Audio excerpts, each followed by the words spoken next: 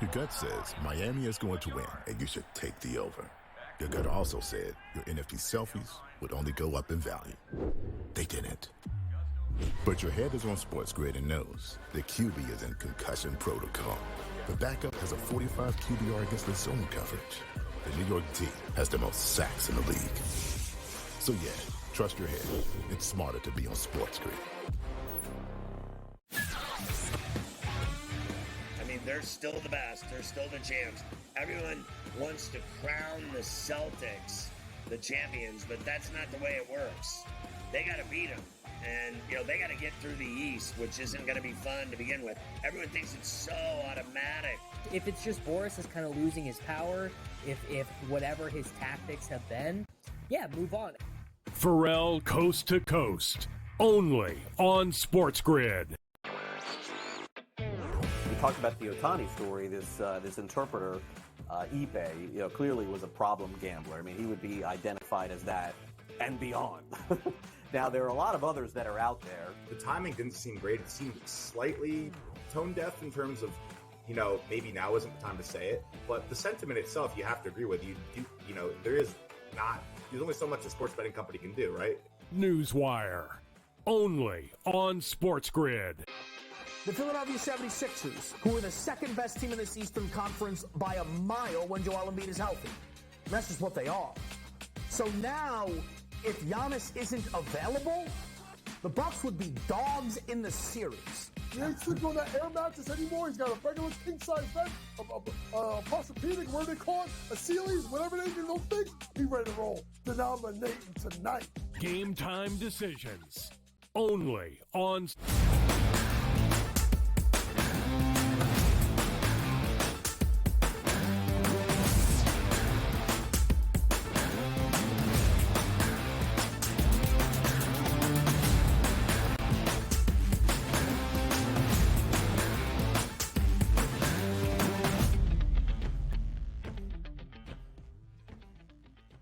Oh, it's time to rise and grind here on a glorious Monday morning. It's April 22nd, 2024. This is the Early Line Series, XM Channel 159 on the SportsGrid Network. Donnie Rightside and Davis Maddock. And over the next 3 hours, the hottest topics in professional sports. We are going to bring that heat, an exciting weekend as it was. The NHL playoffs, the NBA playoffs, Major League Baseball. You got golfers out here doing incredible things in the women's game and also the men's game. So my goodness, sometimes we like to say, is 3 hours enough? I'm Donnie Rightside. He's Davis Maddock. And Davis, how was your weekend? Did you relax? Did you enjoy it? Are you ready to go this week?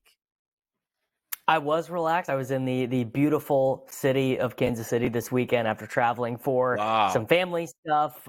One of my teams, the Oklahoma City Thunder, got off to a great start. One of my other teams, the Colorado Avalanche, I tuned in for my first game in about 3 months and got treated to a 12-goal thriller between the Avalanche and the Jets. So it's look, man, this is a very busy time in the sports calendar, the back end of April. No, it's a great time. It certainly is. And this is the job we have on Monday morning to get you prepped on what happened over the weekend and how we can use it for future knowledge. How about the Clippers yesterday? 109-97 victory over the Dallas Mavericks. This was supposed to be an easy win here for the Dallas Mavericks. No Kawhi Leonard, no problem. Why? Because James Harden was absolutely fantastic for the Clippers as they iced the Dallas Mavericks. And take a look at this. We know the Mavs can score, Davis. In 8-point second quarter for the Mavericks? Yeah, that's not going to work. Clips easy over the Mavericks to take that series lead.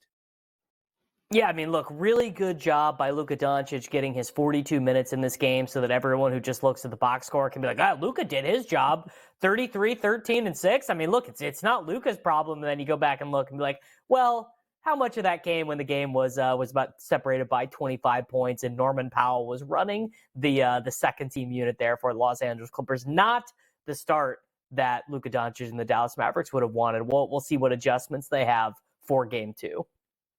Yeah, I was interested in that game because that's one where you say if you're the Dallas Mavericks, you're waiting on Kawhi to get back. If you're the Clippers, it was announced that he was out for game number 1. That's a game that you figure you need to win because the longer that you don't have that series lead, which again, the Mavericks don't now, you can sit Kawhi Leonard out and try to get him as healthy as possible before he returns. Same game plan maybe for those Milwaukee Bucks. 109-94 over the Pacers. This was one of those series where a lot of public dogs are saying, you know what?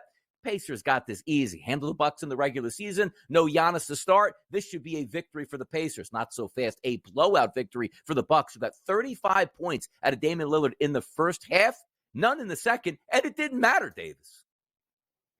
Yeah, so Damian Lillard already had the highest scoring game of any player in the NBA playoffs thus far in the first half of that game. Pretty simple explanation for what happened here. The Pacers played their playoff quality rotations, lineups, effort, and intensity against the Bucks in the regular season, and the Bucks treated those games like regular season games. The Bucks show up here, playoff rotation, playoff offense, playoff quality defense, and you can also tell, I mean, which of these Pacers players had playoff experience and which of them did not. I mean, it's pretty evident that this is a team of a bunch of young and untested guys, and there's a reason why Pascal, really the only one with high-level playoff experience on the entire team, other than Bruce Brown, who is injured and not playing right now after getting traded for them. I mean, it's very hard to have a rotation of 9 guys and have 2 guys on the entire roster with playoff experience, Donnie. I got to tell you on this one, disappointing here, because yes, Siakam played 40 minutes, 15 of 25, and 36 points. If you'd have just gave me that score in the box score, I'd say, yeah, the Pacers probably surrounded him with some pretty good efforts. They didn't here, and I don't know what happened with Tyrese Halliburton. 38 minutes, only shoots 7 times, 1 for 3 from three-point range, doesn't get to the free throw line, scores 9 points in this game. You need more than that here, because when you're taking a look at the Bucks, we expected that Damian Lillard was going to shoot a lot, and he did, 24 shot attempts, but it was kind of interesting where he gets 35 in the first half, none in the second. But again, it didn't matter at all. You won the first quarter, being the Bucks, by 9 points. The second quarter, you won by 18 points. It was over at halftime here. We never got that incredible pace out of the Pacers. We'll see what happens in game number 2. Probably an expected performance in the Garden, a place that the Boston Celtics rarely ever lose, going 37-4 in the regular season. Easily dispatched the Miami Heat, who did not have Jimmy Butler in this game, 114-94. The Miami Heat come out in this game. You know what? We're going to match up in a zone. The Celtics go, yeah, that's fine. We'll make like 100 3-point shots and bury you right off the break. The Celtics, I know it's a long way to go, but this was an expected performance for me, Davis. Yeah, look, the Miami Heat are not going to hang around in this series. Boston leads the series 1-0. I'm ready to call this one over. I don't even think we're going to see a gentleman's sweep here. I think this one is just going to be Celtics take care of business. I'm a big fan of Tyler Hero. We talked about it when we did the show last week, but there is a lot of evidence that Tyler Hero is probably an 82-game player and not a 16-game player. Jimmy Butler, maybe not the greatest 82-game player, but one of the greatest 16-game players in the NBA right now. You miss that guy. You try and run the offense through Tyler and through Bam. It just really doesn't work. I mean, the team shot 32%. They only from 3. They only made 12 threes in the entire game. Boston made 22 threes in this game, shot 44% from 3. Sam Hauser is out there in 14 minutes, looking like, really like his counterpart on the Heat, Duncan Robinson. The Celtics, I think, are just too good really for any team right now, other than maybe your Philadelphia 76ers in the entire Eastern Conference. Had multiple 3-point prop parlays, and the only one that I did not hit, the player, I should say, was Jason Tatum. He went 1 of 8. I needed him to make 2 3-point shots. Every single player out of the 8 that played for the Celtics made at least 2 3-point shots except Jason Tatum. But Tatum did come away with a triple-double. They did win the basketball game. But help your guy. Come on, help a brother out here, man. Make another 3-point shot. We'd have all gone home happy yesterday. Tell you who went home happy yesterday, the Oklahoma City Thunder fans, in a 94-90 victory over the Pelicans that saw this game tied up late, and the Oklahoma City Thunder prevail even after a late 3-point shot attempt was failed for the Pelicans here. How about that, OKC? Woo! Deep breaths. They got that first win.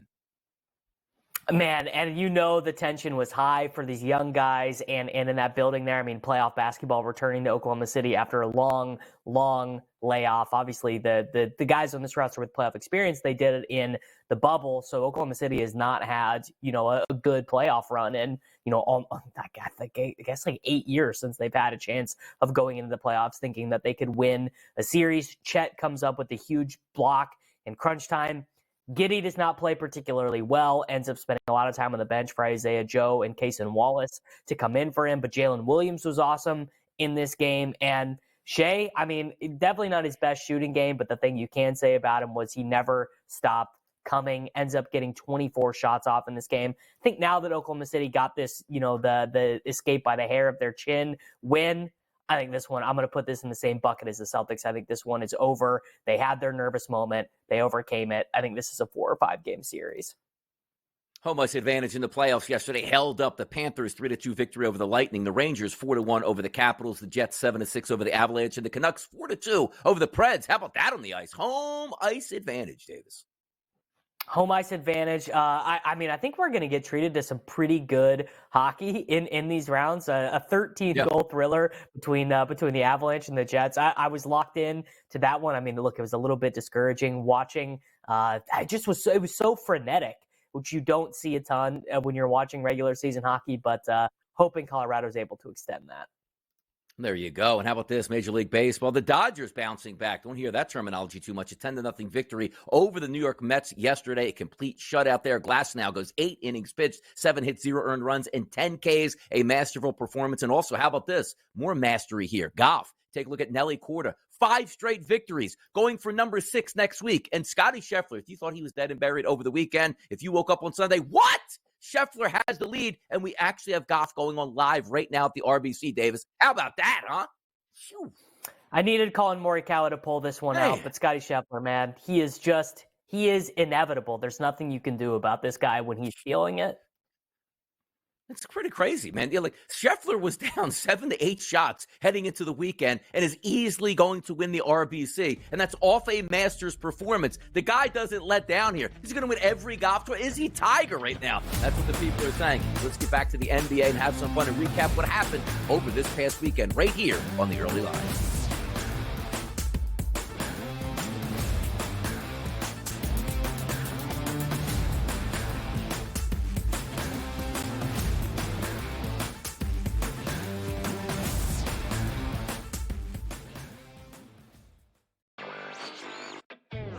Talked about the Otani story. This interpreter, Ipe, clearly was a problem gambler. I mean, he would be identified as that and beyond. Now, there are a lot of others that are out there. The timing didn't seem great. It seemed slightly tone deaf in terms of, maybe now isn't the time to say it, but the sentiment itself, you have to agree with. There's only so much a sports betting company can do, right? Newswire, only on SportsGrid. Throwbacks in white have now become the main uniforms in black and green as well. 4-game green. Your contracts will be higher in 5 years because the ratings will be through the roof, people. Listen to me. Play games at 7 o'clock. Get more ratings. Make more money. It's simple, but somehow they're imbeciles that make this playoff schedule. I can't figure it out. The Early Line, only on SportsGrid.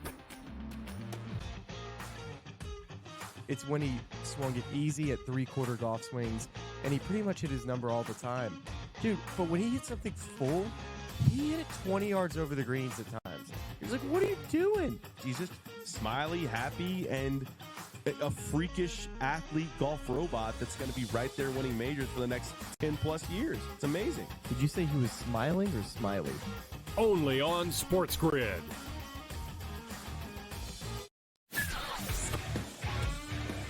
They're still the best. They're still the champs. Everyone wants to crown the Celtics the champions, but that's not the way it works. They got to beat them. And, they got to get through the East, which isn't going to be fun to begin with. Everyone's so automatic. If it's just Boris is kind of losing his power, if whatever his tactics have been, move on. Pharrell Coast to Coast, only on SportsGrid.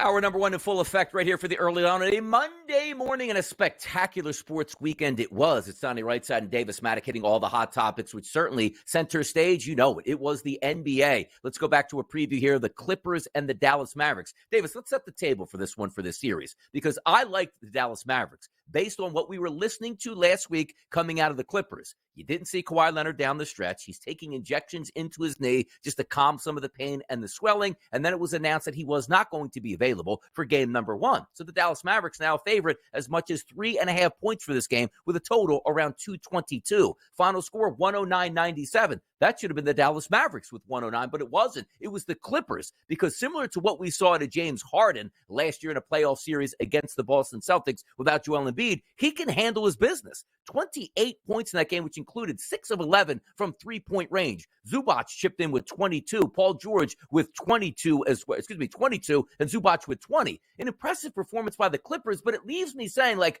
come on, Dallas. Like, I want to believe in the Dallas Mavericks, and then we get playoff opportunities to take care of the Pacers, where you might be getting breaks on the injury side, and you didn't get that yesterday. The Clippers were the better team over the Mavericks, and that was disappointing for me, Davis. It's really disappointing. All the new guys in the Dallas Mavericks rotation did not show up. Derek Jones Jr., 0 points. Daniel Gafford, 3 points, 0 rebounds. PJ Washington, 11 points on 10 shots. Tim Hardaway came off the bench and was fine.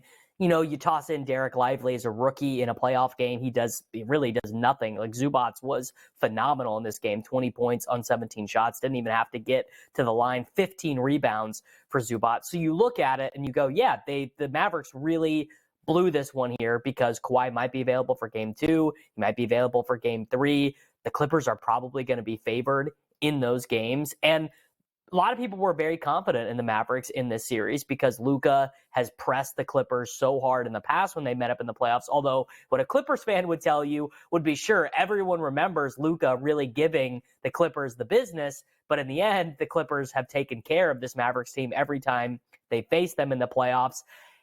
When I look at the Mavericks, this is the big thing that really sticks out, which is that Maxi Kleber still is a huge part of their playoff rotation. 27 minutes off the bench, ends up playing more minutes than Gafford and Derek Jones Jr.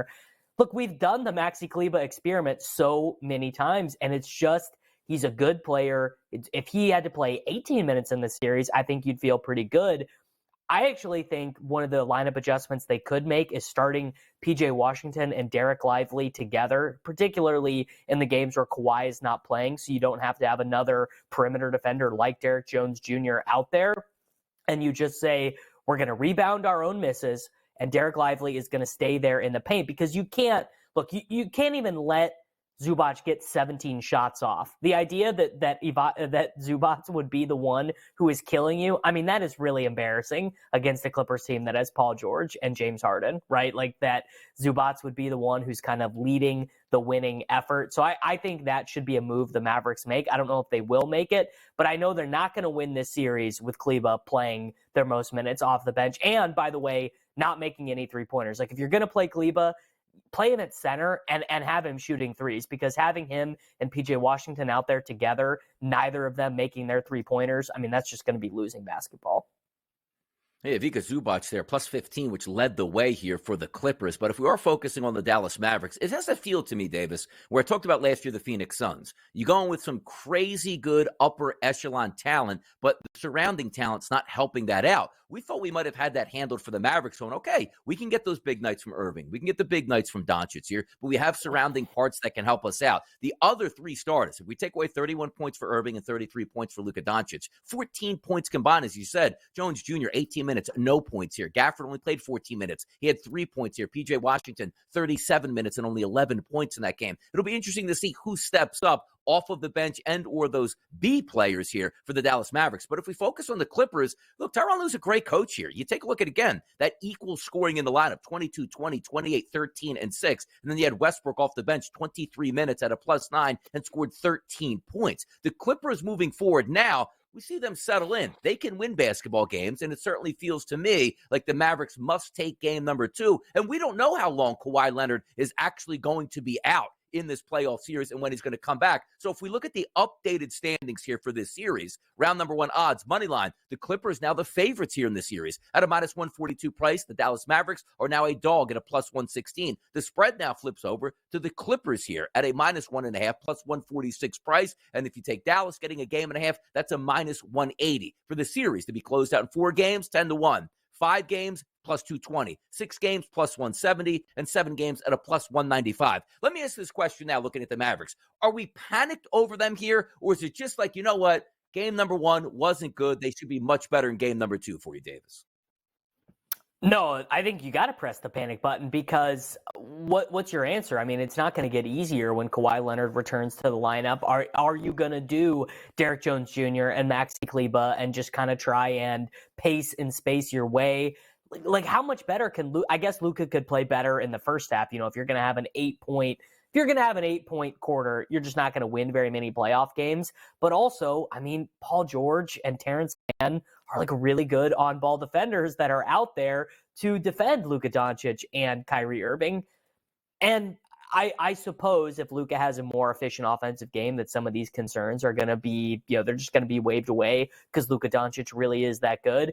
But I don't see an obvious solve on defense other than just playing better, right? So you replace some of the Kleber minutes, you're playing double, maybe you play Kleber as the off man with Lively or something, and you don't have Derek Jones Jr. in there at all. If I had to make a bet on these spreads right now, I would be on the Clippers side. I'd probably be on the 6-game series because there's not going to be a series where Doncic doesn't have one completely nuclear game, 55 points, 11 assists, 9 rebounds or something, because he is that good of a player. But the Clippers are undoubtedly, they are the better team. Doncic might be the best player in the series, but the Clippers are the better team. Mavericks made 25 free throws to 11 to the Clippers. That's a major advantage, but sometimes you live and die by that three-point line. You take a look at 10 three-point shots made for the Mavericks, 18 three-point shots made for the hometown Clippers, which included 50% from three-point range. Big-time victory for the Clippers here. We'll find out what they do in game number 2. Coming up next, we're going to go over Pacers and Bucks. Game time!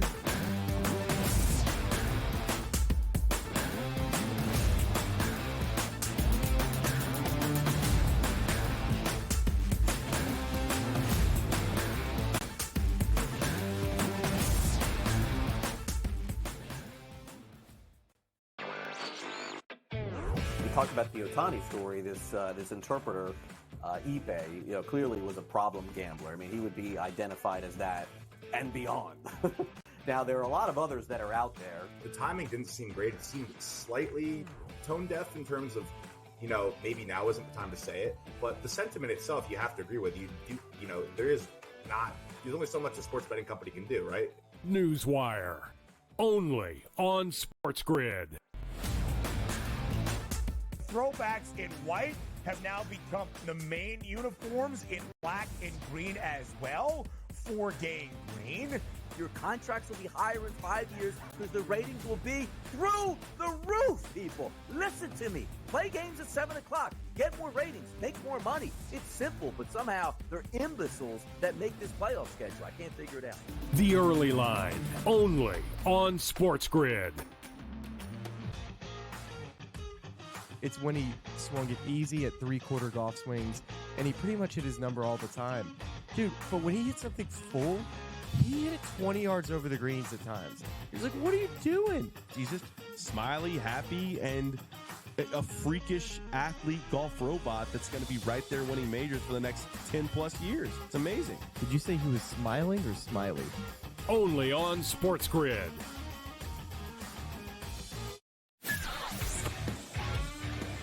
They're still the best. They're still the champs. Everyone wants to crown the Celtics the champions, but that's not the way it works. They got to beat them. And, they got to get through the East, which isn't going to be fun to begin with. Everyone thinks it's so automatic. If it's just Boris is kind of losing his power, if whatever his tactics have been, move on. Pharrell Coast to Coast, only on SportsGrid.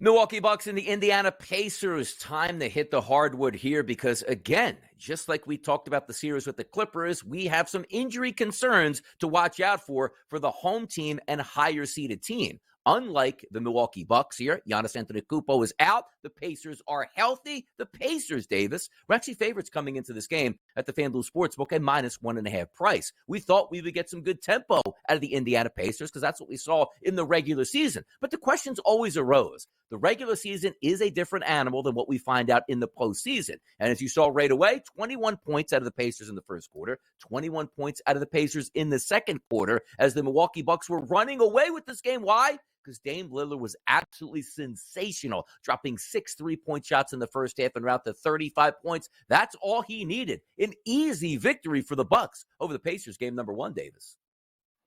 I mean, look, who has been there and done that before? Damian Lillard, been there, done that before. Bobby Portis, NBA champion. Chris Middleton, NBA champion. Brook Lopez, NBA champion. Patrick Beverley has been in playoff games.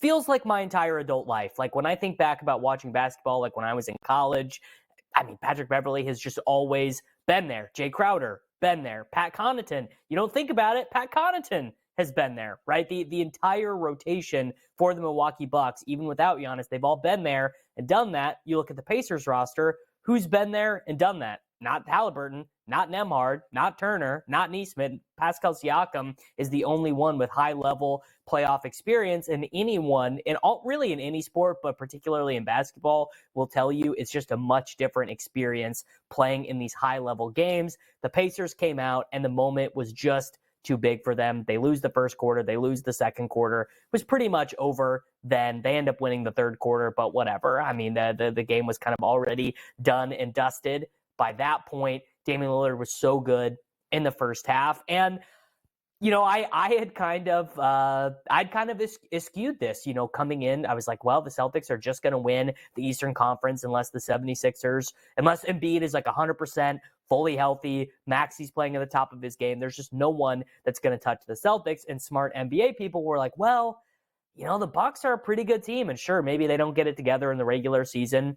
But a lot of teams, you know, are kind of treat the regular season this way. The Heat have treated it this way. The Nuggets kind of treated it this way for most of the regular season, which is, yeah, you've got to get into the playoffs, and it's nice to have home court advantage, but it's not that important. What's important is winning and beating who is in front of you in the playoffs, and that's clearly what's going on with the Bucks here, which is they're just a much better playoff team. I hesitate to even say they are clearly the better team than the Pacers because I don't even know if that's true, but they are definitely the more experienced team.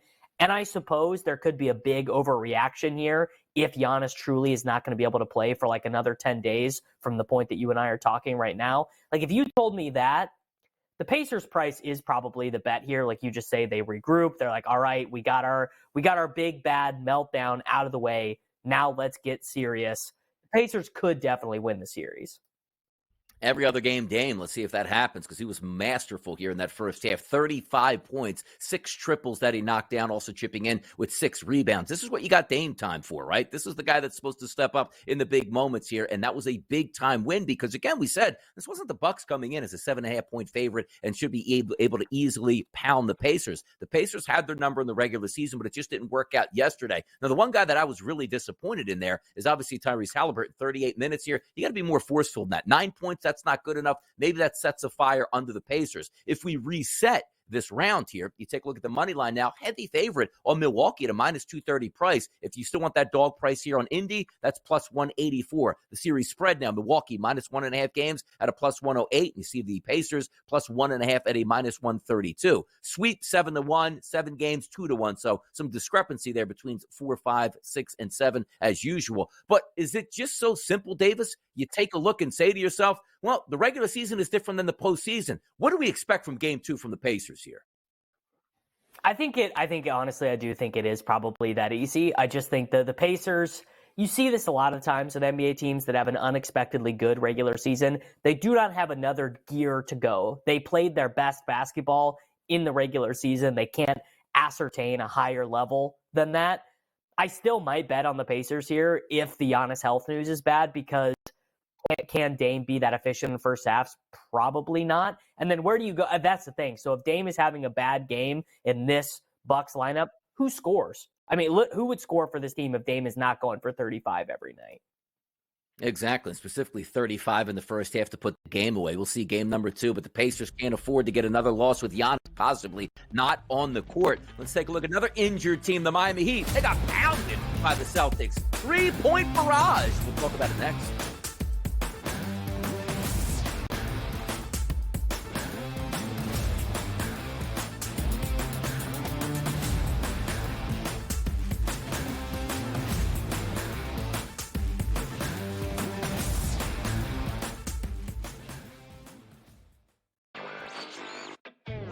Talked about the Otani story. This interpreter, Ipe, clearly was a problem gambler. I mean, he would be identified as that and beyond. Now, there are a lot of others that are out there. The timing didn't seem great. It seemed slightly tone deaf in terms of, maybe now isn't the time to say it, but the sentiment itself, you have to agree with. There's only so much a sports betting company can do, right? Newswire, only on SportsGrid. Throwbacks in white have now become the main uniforms in black and green as well for Game Green. Your contracts will be higher in 5 years because the ratings will be through the roof, people. Listen to me. Play games at 7 o'clock. Get more ratings. Make more money. It's simple, but somehow they're imbeciles that make this playoff schedule. I can't figure it out. The Early Line, only on SportsGrid. It's when he swung it easy at three-quarter golf swings, and he pretty much hit his number all the time. Dude, but when he hit something full, he hit it 20 yards over the greens at times. He was like, what are you doing? He's just smiley, happy, and a freakish athlete golf robot that's going to be right there winning majors for the next 10-plus years. It's amazing. Did you say he was smiling or smiley? Only on SportsGrid.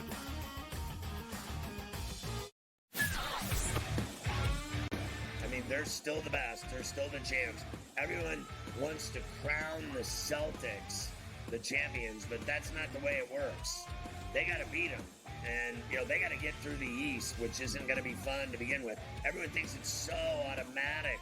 If it's just Boris is kind of losing his power, if whatever his tactics have been, move on. Pharrell Coast to Coast, only on SportsGrid.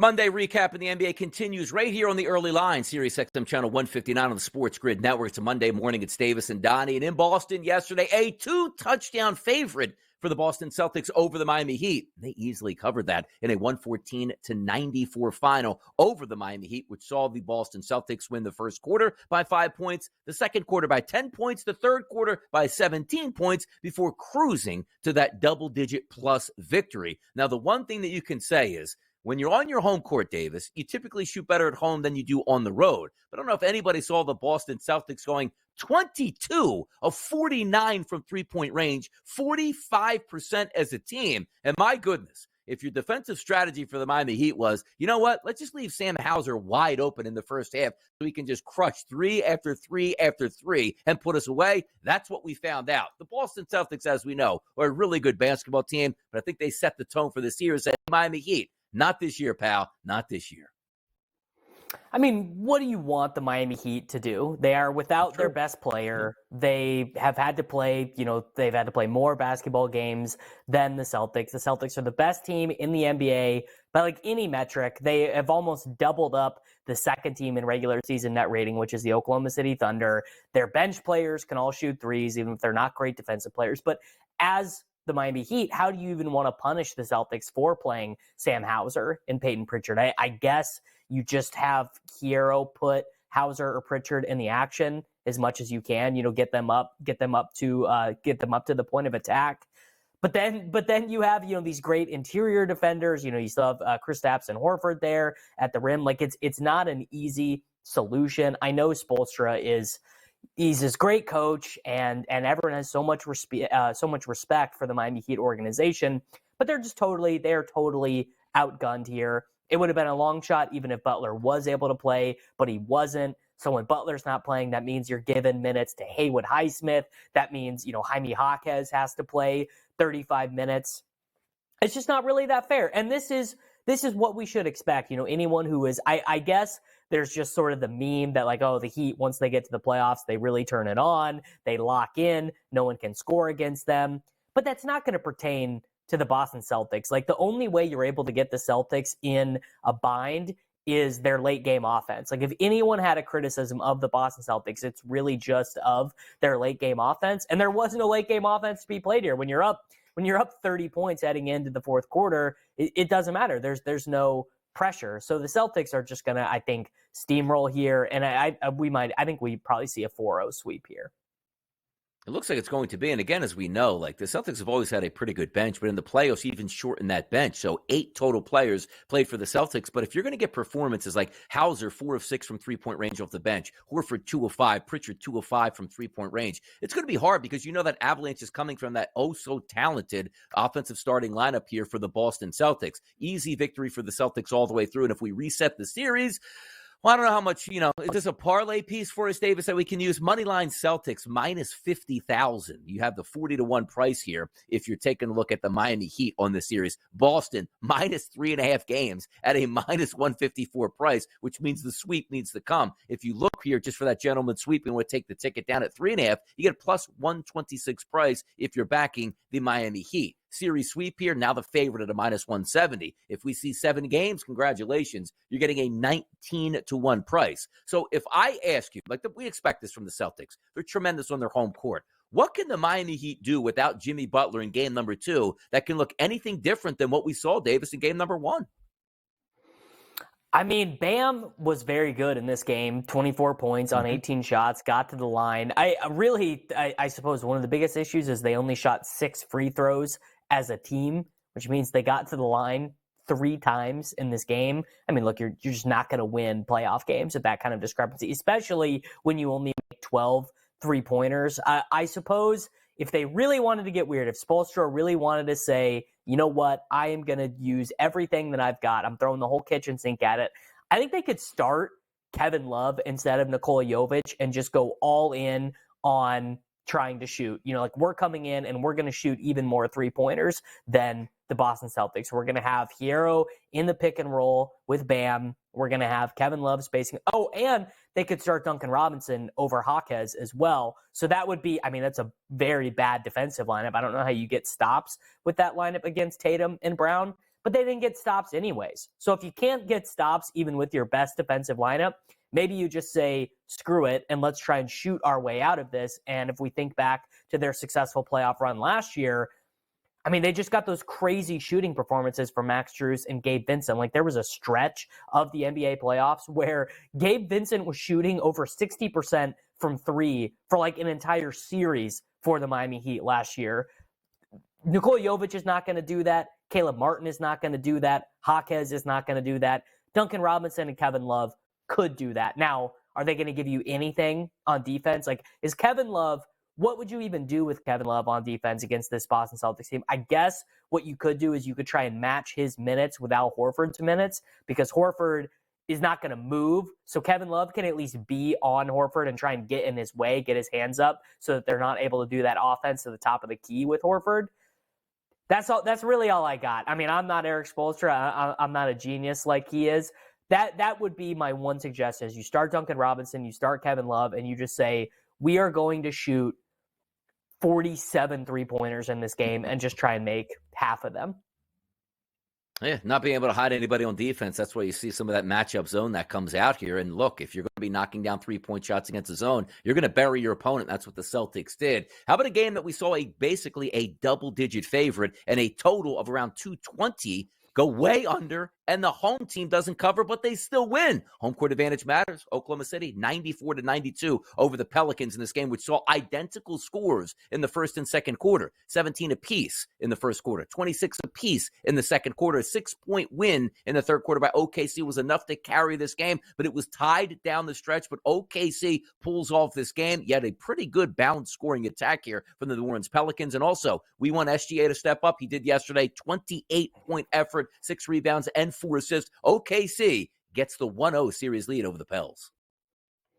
They do. I believe the Pelicans were the only team in the first games of the first round to be an underdog that lost but ended up covering. You know, that's such a thing in the NBA playoffs. These teams are just, they basically, the good teams just totally pull away because starters stay in longer than they normally would. The Pelicans gave a good account of themselves without Zion in this game. Brandon Ingram, again, not very good. You know, who's better? Trey Murphy the third, just I think is really, really underrated for the Pelicans. And I think that there's been some allusions to this from national writers, which is there's a little bit of a politics problem there in the Pelicans locker room because Trey Murphy is probably their best remaining offensive player, but the team is not built that way. You know, the team is built around playing with CJ McCollum at the point of attack and Ingram is their primary, isolation scorer. But Ingram was bad in this game.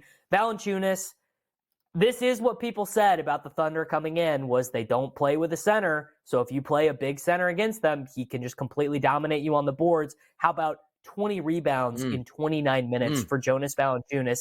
52 rebounds as a team for the Pelicans, only 44 rebounds as a team for the Thunder. Is that going to be a problem against other teams? Yeah, I don't think it's going to be a problem against the Pelicans, but it's for sure going to be a problem against the Nuggets. You know, I don't know what you do if you're Oklahoma City.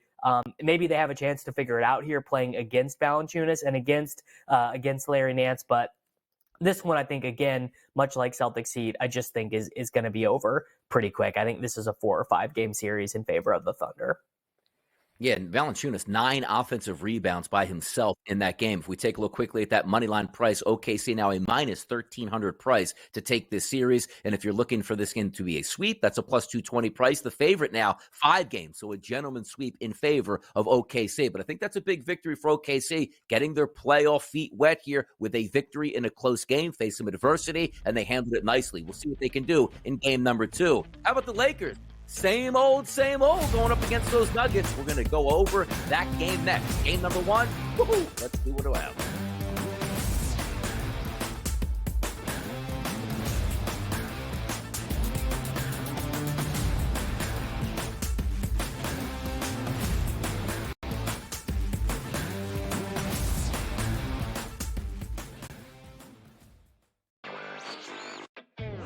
Talked about the Otani story. This interpreter, Ipe, clearly was a problem gambler. I mean, he would be identified as that and beyond. Now, there are a lot of others that are out there. The timing didn't seem great. It seemed slightly tone deaf in terms of, maybe now isn't the time to say it, but the sentiment itself, you have to agree with. There's only so much a sports betting company can do, right? Newswire, only on SportsGrid. Throwbacks in white have now become the main uniforms in black and green as well for Game Green. Your contracts will be higher in 5 years because the ratings will be through the roof, people. Listen to me. Play games at 7 o'clock. Get more ratings. Make more money. It's simple, but somehow they're imbeciles that make this playoff schedule. I can't figure it out. The Early Line, only on SportsGrid. It's when he swung it easy at 3/4 golf swings, and he pretty much hit his number all the time. Dude, but when he hit something full, he hit it 20 yards over the greens at times. He's like, what are you doing? He's just smiley, happy, and a freakish athlete golf robot that's going to be right there winning majors for the next 10-plus years. It's amazing. Did you say he was smiling or smiley? Only on SportsGrid.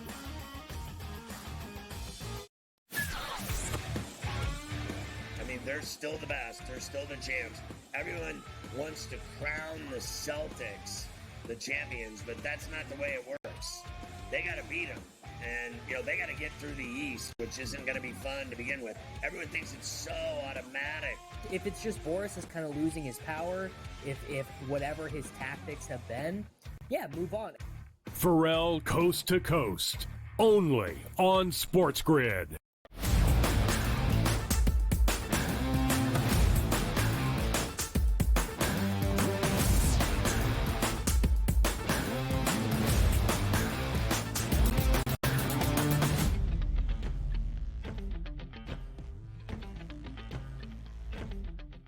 World champion Denver Nuggets taking the court to try to defend their championship this year against the Los Angeles Lakers. It's Davis and Donnie here on a Monday morning, going over the Denver Nuggets and the Lakers, the nightcap from Saturday night, which saw the Denver Nuggets 114, the Lakers 103. The Denver Nuggets came in as a 6.5 point favorite, which was down from 7.5. So some movement going towards the Lakers. Didn't matter. The Nuggets get the cover, and this game does stay under the total. Now, the interesting part for this game for me, Davis, was the Lakers coming out strong early, 33-25 over Denver. Maybe they would change the code here because, quite frankly, last year in the playoffs, it was a sweep by the Denver Nuggets over the Lakers. The regular season, it was a sweep from the Denver Nuggets over the Los Angeles Lakers. And game number 1 of these Western Conference playoffs, an 11-point victory for the Nuggets here. Is it just so simple, Davis, to say that the Lakers just can't beat the Nuggets?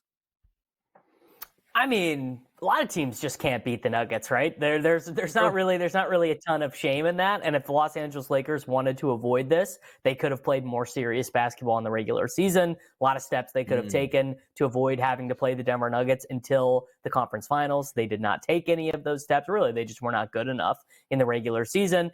But I'm not going to shame any team for giving up, 32-12 to Nikola Jokic, because he would do that against pretty much any basketball team in the world. What can the Lakers do differently moving forward to try and make this competitive? I've seen a lot of calls for D'Angelo Russell to head to the bench. 13 points for him on 20 shots, does not get to the free throw line, basically not causing the interior of the Denver Nuggets defense to have to worry about him at all. I don't really think Anthony Davis or LeBron James can play much better than they did. 27 points on 16 shots for LeBron, 6 rebounds, 8 assists.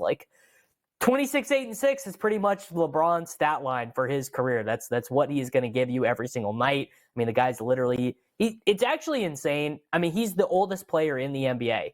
Now that Udonis Haslem is gone, LeBron is the oldest player in the NBA, and we still are counting on him every single night to be this good. Anthony Davis was good in this game, got to the free throw line, did not make any of his 3-pointers. I think they could start Dinwiddie. I've also heard, I don't know how smart this would be, but I've heard some calls for our old friend Max Christie to go from a DNP-CD to starting over D'Angelo Russell, and you move LeBron back as basically the primary ball handler, he becomes the point guard. Does that work? I mean, how mad can we get at the Lakers? The Nuggets are the defending world champions and probably even better than the Celtics. They just didn't try as hard in the regular season. They're the best team in the NBA. It's when you look at the Lakers roster, right? You know how it's constructed. You got to go through LeBron James and Anthony Davis. I thought they provided greatness there. 27 points and 32 points. And also Anthony Davis playing 45 minutes in that game. LeBron James also playing 41 minutes. If you would have told me before the game you're going to get that type of production out of those two guys, I would have said that's probably going to be a Lakers victory, if not at least, Davis, a cover in that game. But you do need those secondary options to back you up. And D'Angelo Russell, again, 6 of 20 from the field, 1 of 9 from three-point range. He's been knocking down his 3-point shots as of late, but it just didn't work out in their favor. Then you flip it down and say, okay, well, what were the Denver Nuggets doing particularly well? Well, of course, Nikola Jokic, 32-12. That's what we anticipated. 22-10 out of Jamal Murray, and also 19 points out of Michael Porter Jr., which included 8 of 15 from the field. So as we take a look at the series and how it's going to progress, if you're looking at the Denver money line to win the series, it's expensive with that 1-0 series lead at a minus 750 price. The Lakers, if you want the dog, that's a plus 490. The spread now, Denver minus 2.5 games in the series, that's a minus 128. If you want the Lakers plus 2.5 games, that's a plus 104. If we're looking at the favorite, looks like a gentleman sweep in 5 games at a plus 170 price. But sometimes we have to take a look at, forget about the analytics on the court. It's what's in the mind here of the Lakers. Just getting beat down time and time again from the Denver Nuggets. We knew it was going to be hard to go into Denver and win basketball games. But for the Lakers, you can't go down 0-2 okay, now let's get the series started once we get back in Crypto.com arena. What do the Lakers have to do in game number 2 to sort of change this tone of we just can't beat the Nuggets? I mean, they got to make some 3-pointers. You can't make 8 3-pointers in an NBA game and be like, all right, good enough. Yeah, let's go ahead and win that. Now, how do you make more of those 3-pointers? Again, LeBron is a good 3-point shooter, not a great 3-point shooter. Their other best player, doesn't really like to shoot 3-pointers. Anthony Davis prefers to shoot from about 16 feet away from the basket is kind of his sweet spot. one thing that could work for them is Rui Hachimura only took 4 shots in that game. And if we think back to last year's playoffs, it was Rui who came off the bench and then ended up starting. That was sort of their big spur on action to be better than they were in the regular season. So that is something that the coaching staff could do there. Is Rui's going to be a bigger part of the game plan there. And I mean, I do think benching D'Angelo Russell would probably work, because if D'Angelo Russell is not hot, he doesn't realize when he's not hot, I guess, is the issue. Is D'Angelo Russell believes he is one of the greatest basketball players in the world, which you would like. I mean, look, if you have a player, you want them to be playing with a lot of confidence, but you don't want D'Angelo Russell taking more shots than LeBron James. It doesn't really work. Now, how do you fix that? Do you start Dinwiddie? Do you start Christie? Do you start maybe you start Vanderbilt and you do Anthony Davis, Rui, Vanderbilt, and LeBron is basically the point guard, and Austin Reeves remains in his same role. I mean, the Rui Vanderbilt lineups actually worked again in the postseason last year. I don't know what Frank Vogel will do. Really, probably there's just no answer. There really is just no answer when Michael Porter Jr. is making 3-pointers, when Kentavious Caldwell-Pope feels comfortable enough. Kentavious Caldwell-Pope took the most 3-pointers of any player in that game. If KCP just feels comfortable enough to get, it means he's getting good looks, because KCP is not taking contested step-back 3-pointers, right? It's just not really the way it works. I just think, I mean, we are just on a collision course for a Nuggets Celtics. Like, we've been talking basketball this whole first hour, and it just feels like, yeah, we're just going to have Nuggets Celtics in the NBA Finals is really just the way it feels.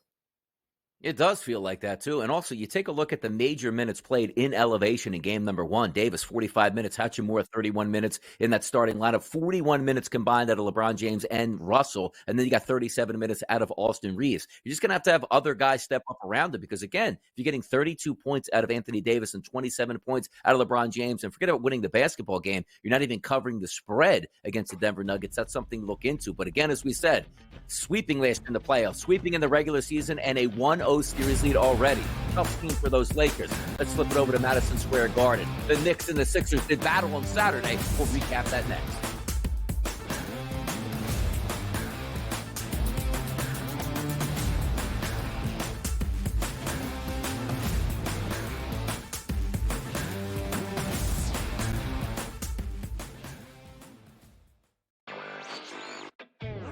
Talked about the Otani story. This interpreter, Ipe, clearly was a problem gambler. I mean, he would be identified as that and beyond. Now, there are a lot of others that are out there. The timing didn't seem great. It seemed slightly tone deaf in terms of, maybe now isn't the time to say it, but the sentiment itself, you have to agree with. There's only so much a sports betting company can do, right? Newswire, only on SportsGrid.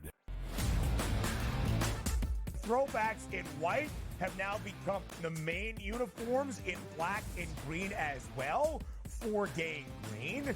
Your contracts will be higher in 5 years because the ratings will be through the roof, people. Listen to me. Play games at 7 o'clock. Get more ratings. Make more money. It's simple, but somehow they're imbeciles that make this playoff schedule. I can't figure it out.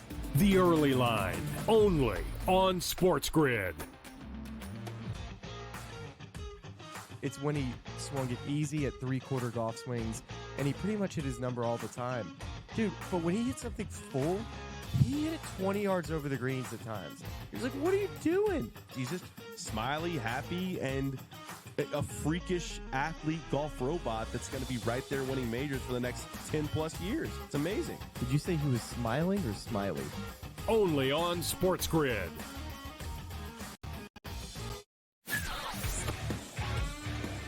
They're still the best. They're still the champs. Everyone wants to crown the Celtics the champions, but that's not the way it works. They got to beat them. And, they got to get through the East, which isn't going to be fun to begin with. Everyone thinks it's so automatic. If it's just Boris is kind of losing his power, if whatever his tactics have been, yeah, move on. Pharrell Coast to Coast, only on SportsGrid.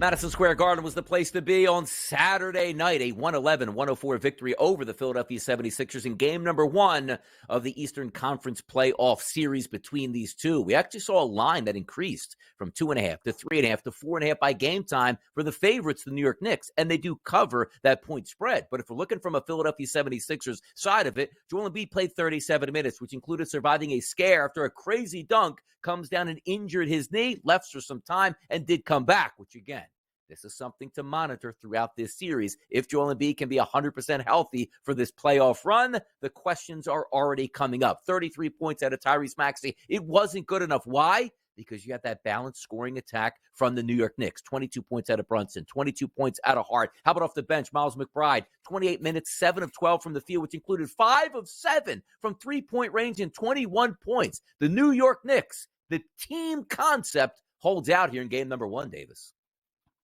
It does, and it did not look that way. I mean, a 12-point second quarter from the 76ers, but then a 36-point third quarter. I was like, man, the Knicks, they're the 2 seed. It's all going for them. I mean, Jalen Brunson was having a particularly brutal game up until the fourth quarter when he really turned it on, which I guess is kind of what Knicks people had been saying all year, is like the national media. Everyone's ignoring Jalen Brunson, all NBA, MVP candidate. They were definitely perturbed when he was not amongst the MVP finalists with Shea, Jokic, and Doncic. Everyone for the Knicks really played pretty strong in this one. Mitch Robinson coming off the bench, 12 rebounds, did a really good job, did as good of a job as you can expect against Joel Embiid. I do think it's kind of one of these weird matchup wrinkles. If the Knicks do end up winning this series moving forward, Mitchell Robinson is going to be playing less and Hartenstein is going to be playing more. It's just that this is a really good matchup for Mitchell Robinson and a pretty bad one for Hartenstein because he's a little bit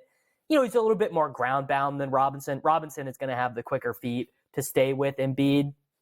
I actually think of all the series that we've talked about, this is the one that is most likely to go the distance and be a really interesting series that kind of goes back and forth with the two teams trading haymakers.